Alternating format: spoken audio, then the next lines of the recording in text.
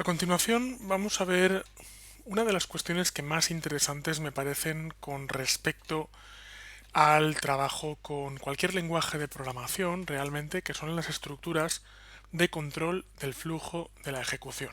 Tiene un nombre bastante extraño, pero sin embargo ahora veremos que son elementos muy útiles.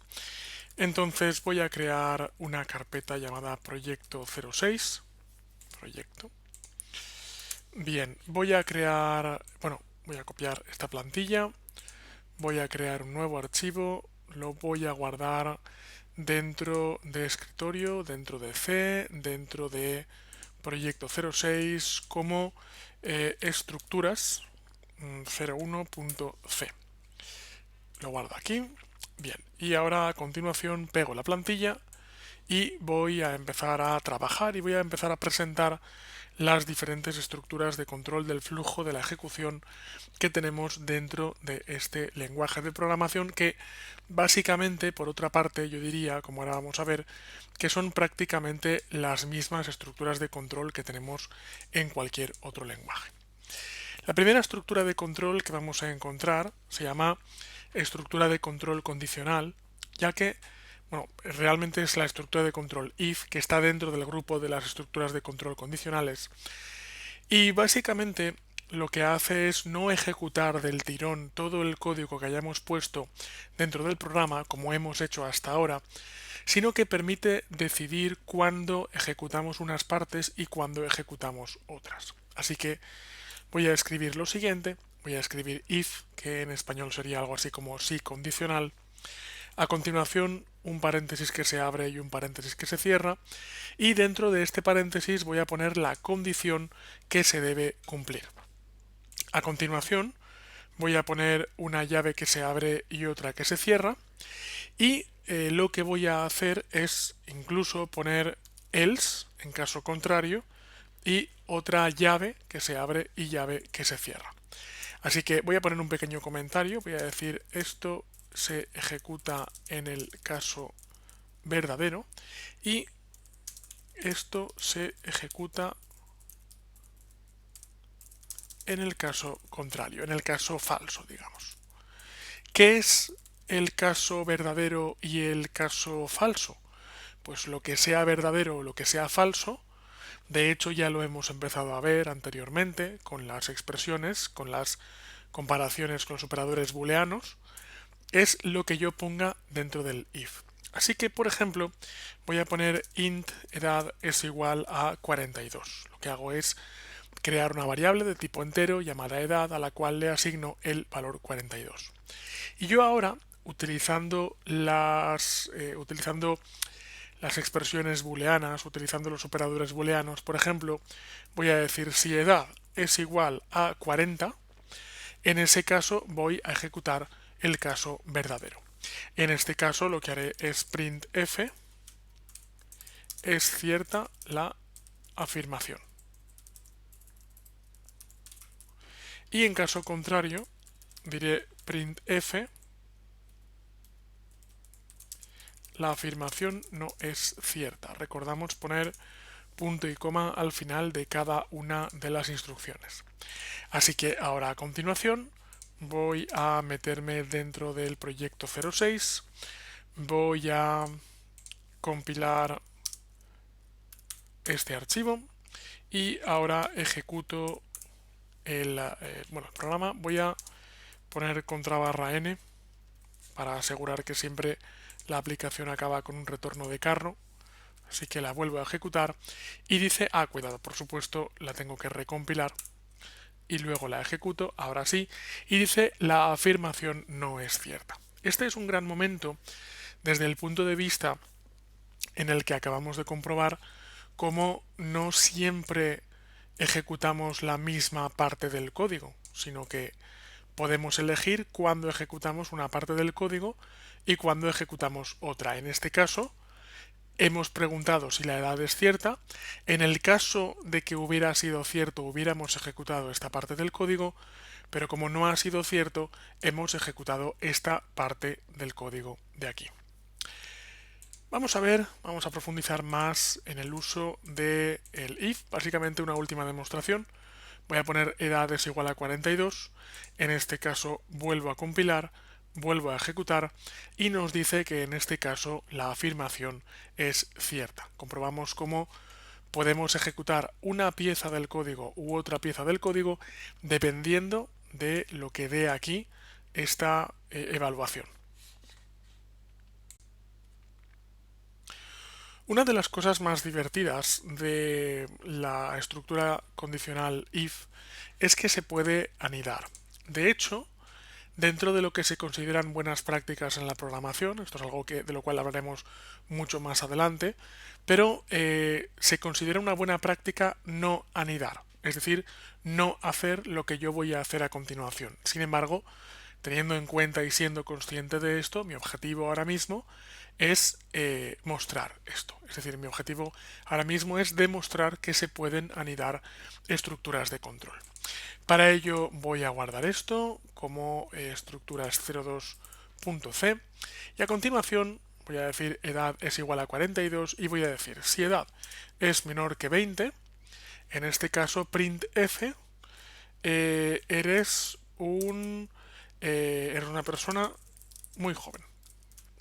Y a continuación voy a poner ya no eres una persona muy joven. Así que vamos a compilar. Quiero compilar estructuras 2. Ejecuto y en este caso me dice ya no eres una persona muy joven. Es decir, este programa está reconociendo dos rangos de ejecución.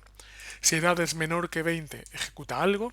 Y si edad es mayor que 20, mayor o igual que 20, de hecho, ejecuta otra cosa. Tengo, digamos, dos rangos de edad, dos respuestas, menor que 20 y mayor que 20.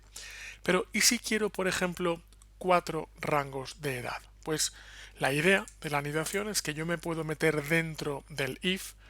Insisto una vez más, y lo voy a repetir miles de veces si hace falta, la importancia de anidar correctamente el código para saber qué código está dentro de qué otro código. Así que voy a poner otro if, estoy poniendo otro if dentro del anterior, con su else correspondiente. De hecho, puedo poner otra vez esto se ejecuta en el caso verdadero y esto se ejecuta en el caso falso. Vale, y voy a decir si edad es menor que 10. En ese caso lo que voy a hacer, voy a copiar este printf. De hecho, lo voy a copiar algo así como plantilla. Y ahora dentro de este else, voy a quitar este printf que ya no me sirve. Dentro de este else puedo copiar y pegar de nuevo este if else, en este caso con edades menor que 30. Así que ahora voy a decir lo siguiente, si es cierto que edad es menor que 20 y además es cierto que edad es menor que 10, eso quiere decir que mi edad está entre 0 y 10. Entonces voy a poner eres un niño. Si edad es menor que 20 pero no es cierto que edad es menor que 10, eso quiere decir que mi edad está entre 10 y 20 y por tanto voy a poner eres un adolescente. En caso contrario, si edad no es menor que 20 pero edad es menor que 30, si es falso que edad es menor que 20 pero es cierto que edad es menor que 30, eso quiere decir que mi edad está entre 20 y 30 y entonces voy a poner eres un joven. Y si edad no es menor que 20 y tampoco es cierto que es menor que 30, eso quiere decir que mi edad es de 30 en adelante y por tanto ya no eres tan joven. Vemos cómo he pasado de tener un caso cierto y un caso falso a tener realmente 4 casos. Y de hecho podría repetir esta anidación tantas veces como me hiciera falta para cubrir todos los casos que fueran posibles. ¿Vale? Una vez más, recuerdo que según las reglas de buenas prácticas en programación, en principio no está recomendado anidar, pero sabiendo esto, mi objetivo ahora mismo es demostrar que técnicamente es posible anidar. Así que ahora a continuación voy a volver a compilar estructuras 2 y voy a ejecutar y en este caso como edad es igual a 42 me dice ya no eres tan joven. Pero si edad fuera igual a 2, recompilo y ejecuto, me dice eres un niño. Si edad fuera igual a 12, recompilo y ejecuto, me dice eres un adolescente. Y si edad fuera igual a 22, en ese caso, recompilo y ejecuto, me dice eres un joven. Y si edad es igual a 52, pues evidentemente me dice ya no eres tan joven. En definitiva, queda demostrado que la estructura de control if en un momento dado nos puede dar mucho juego y de hecho, como digo, es una estructura de control muy ampliamente utilizada dentro de la programación precisamente porque nos permite controlar qué partes del código se van a ejecutar y qué otras partes del código no se van a ejecutar. Hay veces en las que cuando realizamos una validación, la respuesta de esa validación no es verdadero o falso. Por ejemplo, si yo digo, ¿es cierto que tienes menos de 30 años? La respuesta es verdadero o falso. Pero si yo pregunto, por ejemplo, ¿qué día de la semana es hoy? La respuesta no es verdadero o falso. Es cierto que podría preguntar, ¿es cierto que es lunes? ¿Es cierto que es martes? ¿Es cierto que es miércoles? ¿Es cierto que es jueves? Pero esa estructura realmente acabaría siendo, ese tipo de peticiones acabarían siendo bastante ineficientes. Dentro de que existen otros lenguajes de programación, como por ejemplo Python, del cual hablo en otro curso, que no tienen estructura de control switch, que es la que voy a presentar ahora, porque consideran que realmente es una repetición de la estructura if. Pero el caso es que en C, que es donde estamos ahora mismo, sí que hay esta estructura de control que voy a presentar a continuación, que es la estructura de control switch. Así que a continuación voy a borrar este código y voy a decir que creo una variable llamada día de la semana. Y voy a decir que hoy, por ejemplo, es el día 4, no, hoy es el día 5 de la semana. Así que a continuación lo que voy a hacer es que en lugar de poner una, digamos, una validación if, voy a poner switch. Voy a poner switch, voy a poner paréntesis, un paréntesis que se abre y otro que se cierra para introducir lo que voy a validar. A continuación, una llave que se abre y otra que se cierra. Y aquí dentro voy a evaluar día de la semana. Y no hace falta que, como en el caso del if, ponga un igual a algo. No, porque simplemente el switch lo que va a hacer es evaluar mediante diferentes casos lo que tenemos dentro de los paréntesis. Ahora, un momento, que se me ha puesto doble sangría. Ahora a continuación voy a poner el caso. Así que en el caso 1, es decir, en el caso de que el día sea lunes, voy a poner printf, fijémonos cómo en este caso brackets me está sangrando automáticamente, lo cual es bueno, lo cual es positivo. Voy a decir printf, hoy es lunes, que es el peor día de la semana. Bien, a continuación voy a poner diferentes casos. Caso, caso, caso, caso, caso. Voy a poner un poquito más despacio. Bien, caso 2, 3, 4, 5, 6, 7. Y no hace falta que el día 2 ponga que es martes. Hoy es el peor día de la semana. Voy a poner, supongo que conocéis el meme, por fin es miércoles, colegas. Voy a poner el caso 4, ya casi es viernes. Y ya casi estamos en el fin de semana. Voy a poner el sábado, hoy es el mejor día de la semana. Y en el domingo voy a poner, parece mentira, que mañana ya sea lunes.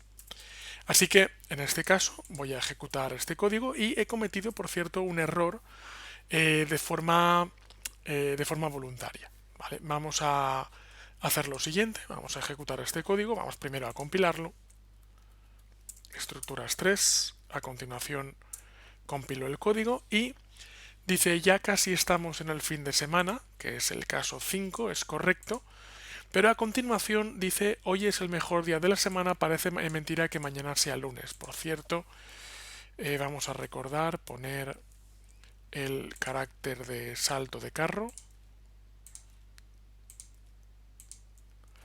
Bien, así que voy a volver a ejecutar, voy a volver a compilar y voy a volver a ejecutar. Y dice, ya casi estamos en el fin de semana, esto es correcto, pero hoy es el mejor día de la semana y parece mentira que mañana ya sea lunes.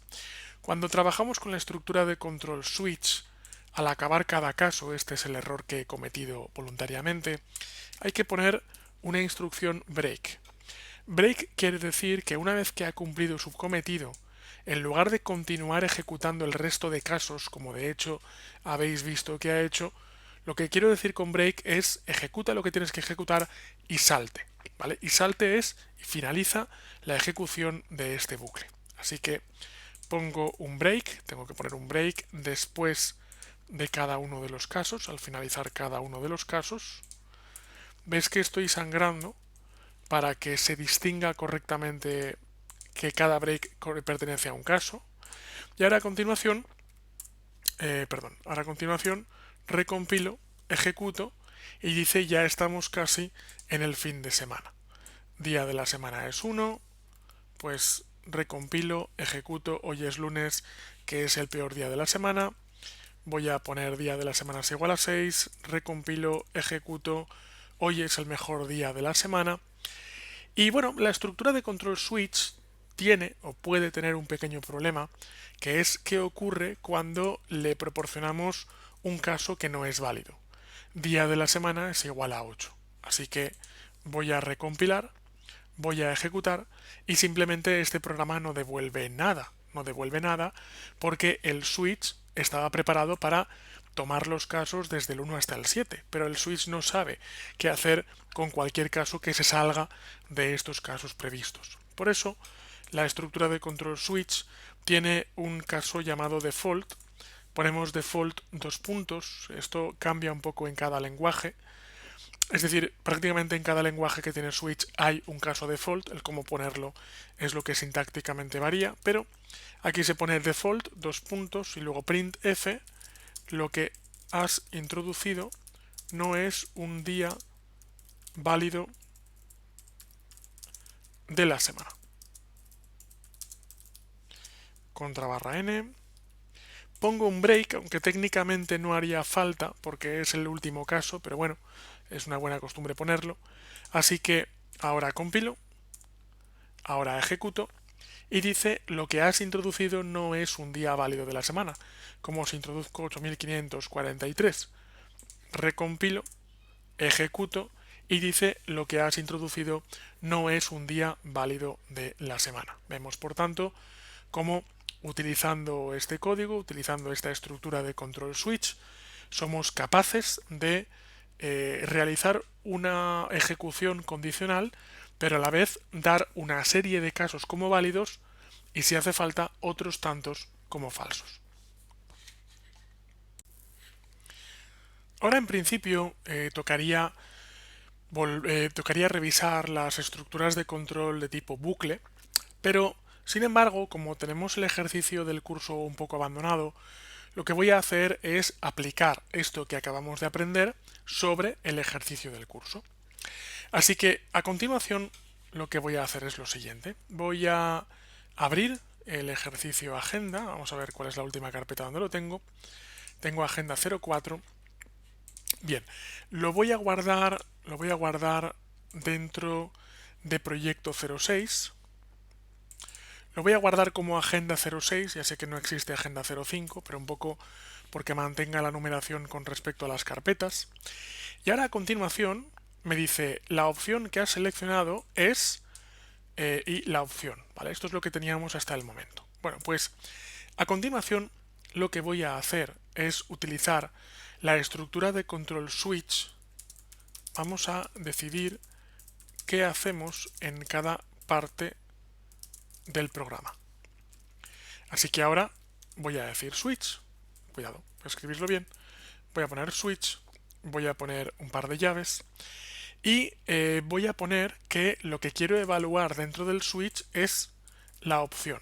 La opción, por cierto, en el ejercicio teórico que hemos hecho era un número entero. Aquí va a ser un carácter, pero no hay ningún problema. Es decir, switch va a reconocer correctamente los caracteres que introduzcamos.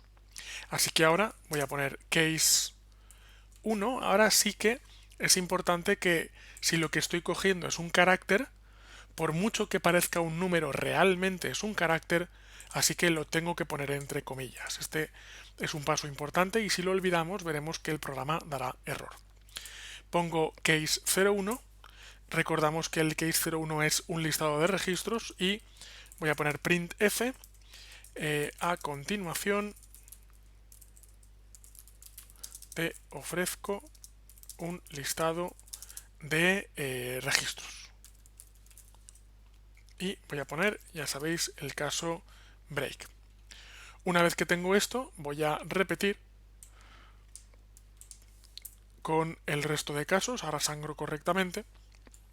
Voy a sangrar correctamente cada uno de los casos porque vemos como así se ve mucho mejor cuál es la estructura del programa. Así que case 2, case 3, case 4, perdón, case 4 y case 5. Y ahora digo lo siguiente. Ahora vamos a introducir un registro. Ahora voy a decir, vamos a eliminar un registro. Vamos a buscamos entre los registros y actualizaremos los datos del programa. Por último, voy a poner un printf un poco decorativo, finalizando la ejecución del programa. Siempre pongo un contrabarra n. De hecho, yo creo que me voy a dejar en este programa puesto, también quizás en la plantilla, un contrabarra n final, para que el programa siempre acabe con un retorno de carro. Y voy a copiar estos contrabarras en cada uno de los registros. Así que guardo, compilo, gcc, vamos a compilar agenda. ¿Dónde estoy? Estoy en el proyecto 6 y agenda 06. Bien, ejecuto el proyecto y dice selecciona una opción, listado de registros, introducir un registro, eliminar un registro, buscar un registro. Voy a coger por ejemplo la opción 1, pulso enter y dice la opción que has seleccionado es 1. A continuación te ofrezco un listado de registros, que evidentemente no funciona todavía. Y como no funciona todavía, se sale del programa finalizando la ejecución del programa. Si yo vuelvo a ejecutar el programa, introduzco un registro y dice ahora vamos a introducir un registro, selecciono la opción 3, vamos a eliminar un registro, selecciono la opción 4, buscamos entre los registros y selecciono la opción 5, actualizaremos los datos del programa. Es bueno también, ya sabemos, que pongamos un caso default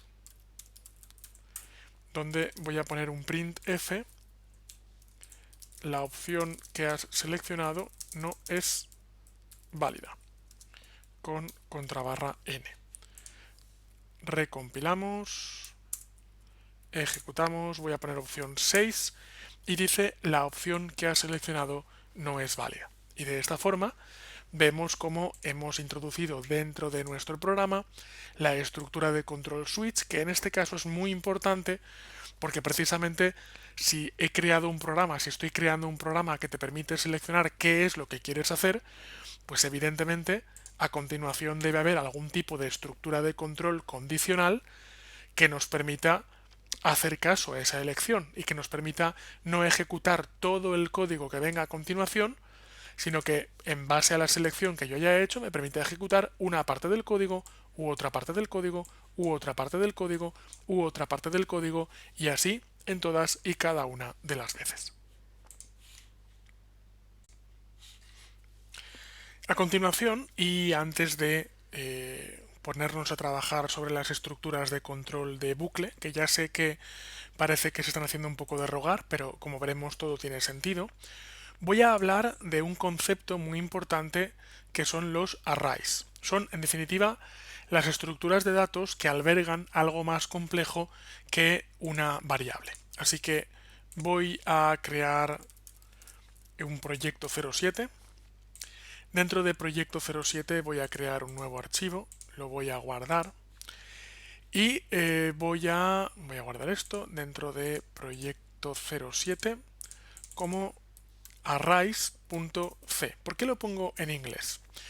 Lo pongo en inglés porque en principio la traducción de array es bastante, digamos, compleja.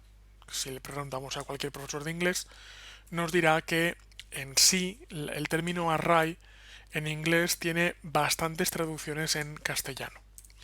De hecho, no lo voy a hacer yo mismo, sino que me voy a apoyar en Google Translate. Entonces voy a entrar dentro del Google Translate real y voy a hacer una traducción desde inglés hasta español. Voy a poner array. Entonces veo que array tiene, por ejemplo, la traducción de matriz. Tiene también la traducción de arreglo. Tiene la traducción de una formación. Tiene la traducción de colección. Tiene la traducción de el orden, una ordenación, un atavío. ¿Vale? Si yo pongo, por ejemplo, an array, dice que la traducción es una matriz. Así que, en definitiva, el cómo se traduce en castellano en el contexto concreto de la programación informática, evidentemente, la palabra array, durante años ha sido objeto de mucho debate. Entonces, por eso muchas personas lo que hacen es directamente utilizar la palabra inglesa, utilizar el array. Voy a crear un array de datos.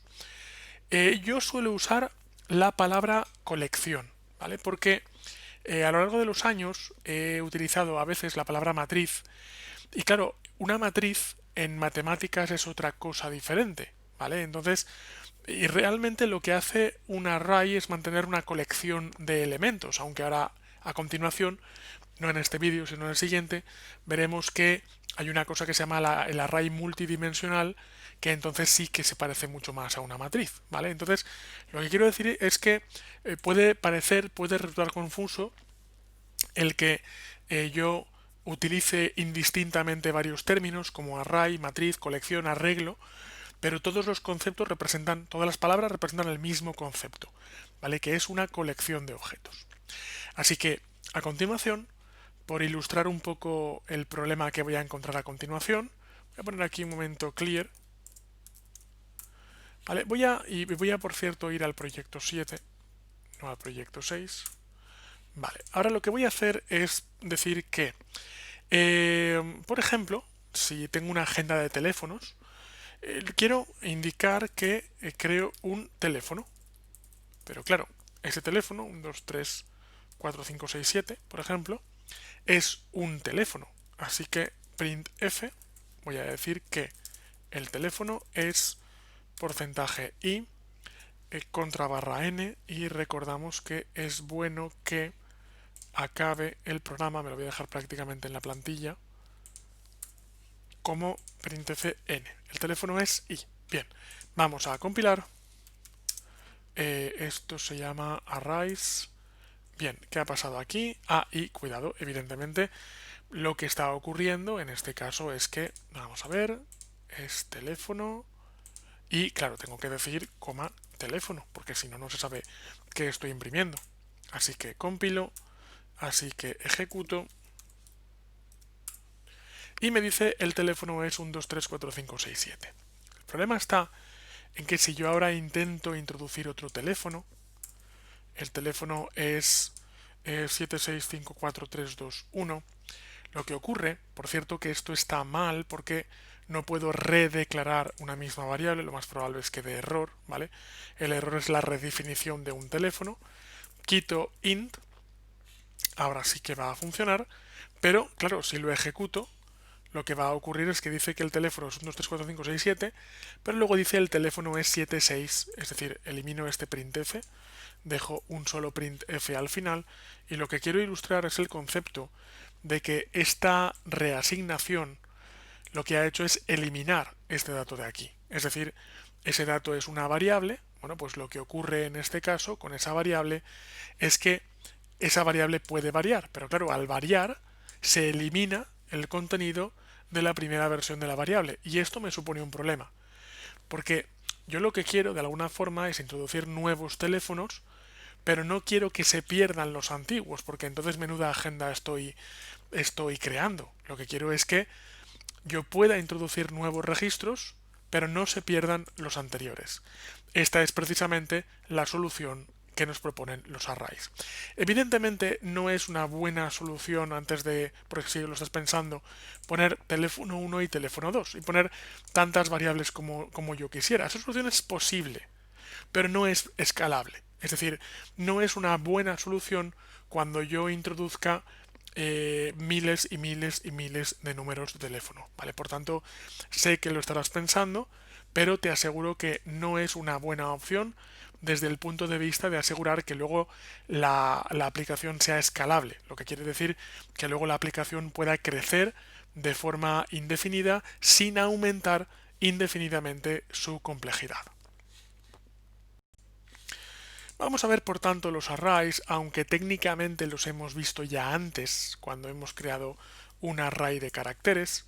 Así que lo que voy a hacer en este caso, es decir que teléfono no va a ser directamente una asignación, sino que va a ser un array de 10 elementos. Lo que hago es poner un corchete que se abre, un corchete que se cierra y luego pongo dentro el número de espacios que reservo para este programa. Así que ahora a continuación lo que voy a hacer es lo siguiente. Lo que hago es que teléfono, corchete, registro 0 o registro 1, vamos a empezar por el 0, es igual a 1, 2, 3, 4, 5. Teléfono registro 1, en informática muchas veces los arreglos empiezan en 0, no en 1, es 2, 3, 4, 5, 6. Teléfono de 2 es igual a 3, 4, 5, 6, 7, en definitiva, ¿vale? Voy poniendo y ahora lo que quiero es el teléfono es teléfono de, cuidado, teléfono de 0. Así que compilo, arrays 02, ejecuto y me dice el teléfono es 1, 2, 3, 4, 5. Pero si yo ahora pido el teléfono de 1, compilo, ejecuto, me dice el teléfono es 2, 3, 4, 5, 6. Si yo ahora pongo el teléfono de 3, por ejemplo, cuidado en este caso, compilo, ejecuto y me dice el teléfono es 0. El teléfono es 0 porque no he definido todavía cuál es el índice 3 de la colección, ¿vale? Más peligroso todavía sería que pusiera teléfono de 30, porque compilo y básicamente nos da un error. Y el error es que si yo he reservado 10 espacios para esta matriz, para este array, para esta colección, no es correcto que esté llamando a la posición 30 de la matriz, porque no existe, no hay posición 30, porque yo he especificado que iba a haber 10 posiciones, ¿vale? Así que, claro, lo que puedo hacer evidentemente es poner 1000 registros.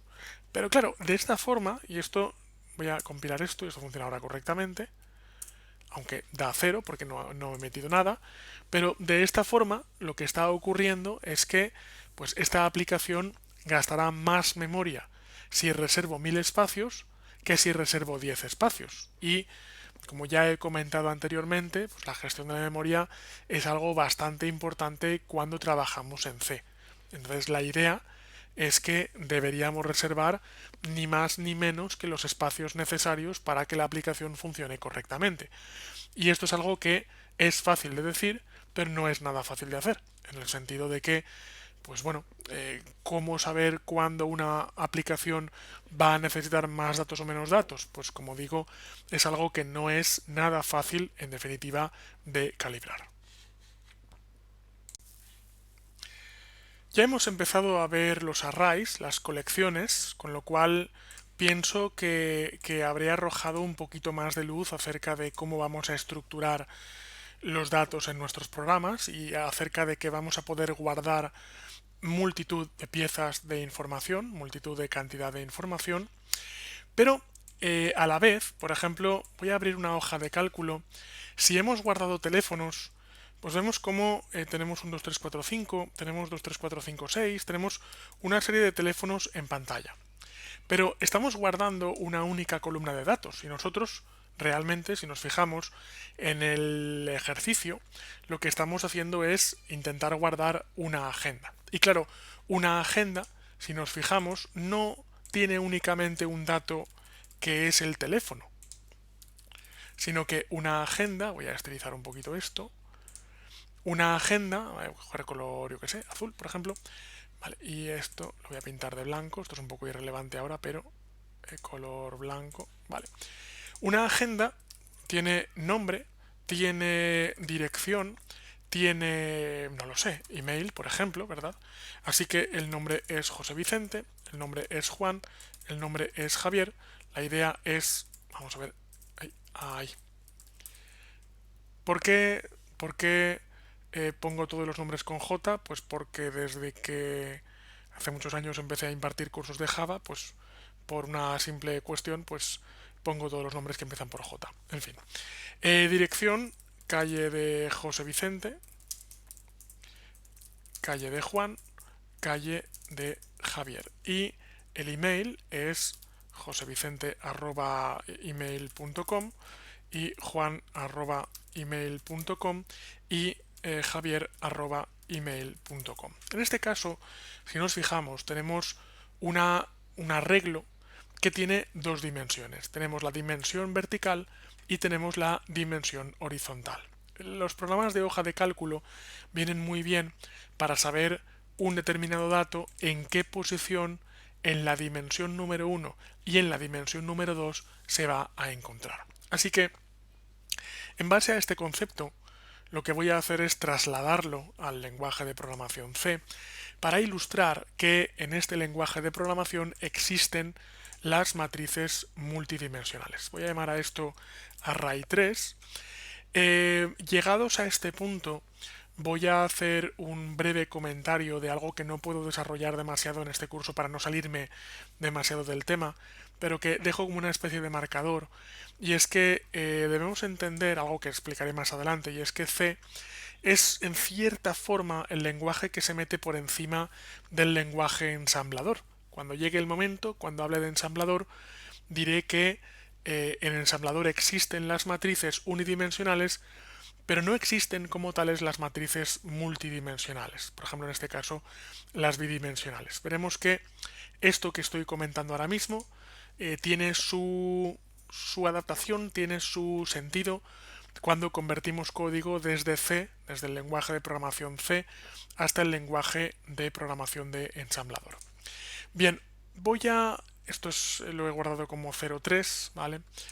Voy a crear ahora un programa un pequeño programa llamado agenda. Así que voy a poner char, quito esto por aquí. Vale, voy a poner lo siguiente, voy a poner char asterisco. Permitidme no explicar ahora mismo el asterisco porque esto nos llevaría mucha complejidad que ya llegará llegado el momento. De momento voy a decir que todo aquello que tenga que ver con asteriscos tiene que ver con punteros y ya hablaremos de qué es esto de un puntero. Pero de momento voy a poner agenda y voy a decir que agenda va a tener 10 registros y luego va a tener 4 registros. Esto es un array multidimensional.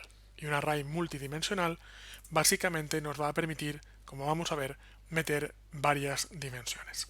Así que ahora vengo por aquí y digo agenda.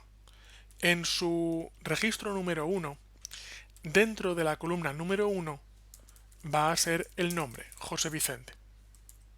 Ahora, voy a copiar esto de aquí para tardar menos en escribirlo. Ahora, agenda.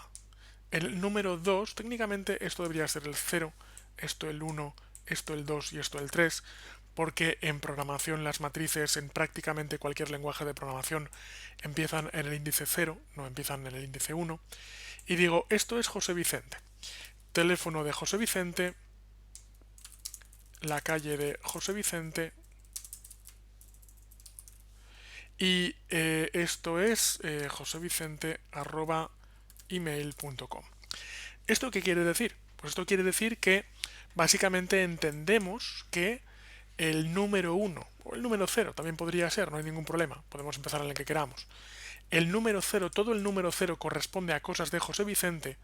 Ahora bien, en el segundo índice, en la segunda dimensión, el 0 equivale al nombre, el 1 equivale al teléfono, el 2 equivale a la calle y el 3 equivale al correo electrónico. De esa forma, por ejemplo, ahora podemos crear nuevos registros. Entonces esto es 1, 1, 1, 1, 2, 2, 2, 2. Y este es Juan. Este es el teléfono de Juan. Esta es la calle de Juan. Y esto es juan@email.com. Ahora voy a poner Jaime. El teléfono es 34567. La calle de Jaime. Y jaime@email.com. Lo que he hecho, por tanto, es definir una serie de... Voy a hacer un clear aquí. Vale, definir una serie de matrices multidimensionales. Y ahora viene lo más interesante, ahora viene lo más divertido, que es recuperar el contenido de estos arreglos multidimensionales. Y digo que es divertido porque básicamente es igual que lo que ya sabemos. Es decir, no nos va a suponer más quebradero de cabeza. Voy a hacer un printf y voy a decir, por ejemplo, la calle de José Vicente es porcentaje S, porque es un string, contra barra n para bajar. Y ahora pongo agenda y voy a poner que la calle de José Vicente es 0, 2. Tengo 0 y tengo 2. Y vamos a comprobar si es cierto o no que compilo. Esto es arrays 3. Ejecuto. Y me dice que la calle de José Vicente es... Aquí. Es la calle de José Vicente. Es decir, la calle es... La calle. Vamos a recompilar. Vamos a ejecutar. Y me dice la calle de José Vicente. O el dato es la calle de José Vicente. En definitiva, lo que quiero demostrar con estas matrices multidimensionales es que no solo podemos guardar una pieza de datos, que esto ya de por sí es bueno, sino que podemos meter matrices de dos dimensiones, lo que vendría a corresponder a, digamos, por ejemplo, una hoja de cálculo, trabajar con una tabla y trabajar con datos estructurados en tablas es algo muy común, es algo tremendamente común en programación informática. Entonces, ahora, rápidamente decir, voy a volver a recuperar la hoja de cálculo, decir que si una matriz de una dimensión es una columna, por ejemplo, si una matriz de dos dimensiones es una tabla, ¿qué es una matriz de tres dimensiones? Pues una matriz de tres dimensiones pondría, digamos, una dimensión por encima, será la tercera dimensión, la dimensión z. Yo lo suelo asociar a un palet de cajas. Digamos que esto es para mí una tercera dimensión, no una palet como estos. Para mí, la mejor forma de visualizar lo que es una matriz de tres dimensiones, como os digo, es un palet de cajas, donde tenemos una dimensión por aquí, tenemos otra dimensión, la segunda dimensión por aquí, pero a continuación tenemos una tercera dimensión que es la altura de las cajas. ¿Se pueden hacer matrices de tres dimensiones? Sí, y de hecho muchas veces tiene bastante sentido, ¿vale? Tiene bastante razón de ser. Ahora, ¿se pueden hacer matrices de cuatro dimensiones? Pues sí, se pueden hacer, y de 5, y de 6, y de 7, y de las dimensiones que queramos. Ahora bien, el único problema, entre comillas, por decir que sí esto es un problema, consiste en simplemente pues mencionar que el ser humano está muy acostumbrado a pensar en una dimensión, está razonablemente acostumbrado a pensar en dos dimensiones, que son tablas, puede acostumbrarse a trabajar con tres dimensiones, pero a la mayoría de la gente le suele explotar el cerebro cuando pensamos en cuatro dimensiones, porque el espacio que conocemos no tiene cuatro dimensiones, o como diríamos en la teoría de cuerdas o en la teoría de supercuerdas, las cuartas, quintas y sextas dimensiones no son visibles al ojo humano, si es que acaso existen. Entonces simplemente decir que de momento lo mejor es que trabajemos con hasta 3 dimensiones para que de alguna manera nuestro cerebro humano pueda procesar, digamos, cada vez que veo una matriz de 2 dimensiones, pues internamente en mi cabeza hay una tabla, ¿vale? Por tanto, trabajamos hasta 3 dimensiones para que nuestro cerebro pueda un poco, sobre todo al principio cuando estamos aprendiendo, procesar esa información, pero simplemente que sepamos que a nivel de lenguaje de programación podemos trabajar, podemos crear tantas dimensiones como sea necesario y el lenguaje de programación trabajará correctamente con ellas. Así que si conseguimos que nuestro cerebro sea capaz de concebir el trabajo con esas dimensiones, simplemente que sepamos que el programa informático está preparado para ello sin ningún tipo de problema.